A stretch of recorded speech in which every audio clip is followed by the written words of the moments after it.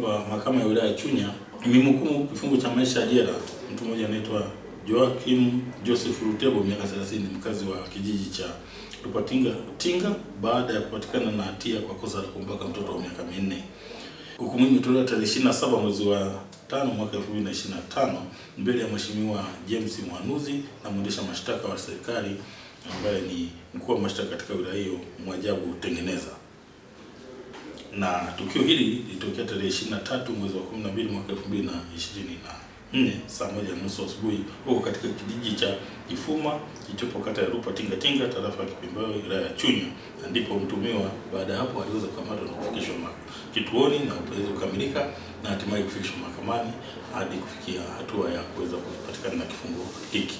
Wakati huo mahakama ya wilaya ya Chunya imemhukumu mtu mmoja ambaye anaitwa Obedi Abrahamu Mrugara miaka 36 kwa kosa la kumbaka mwanamke mwenye umri wa miaka 31.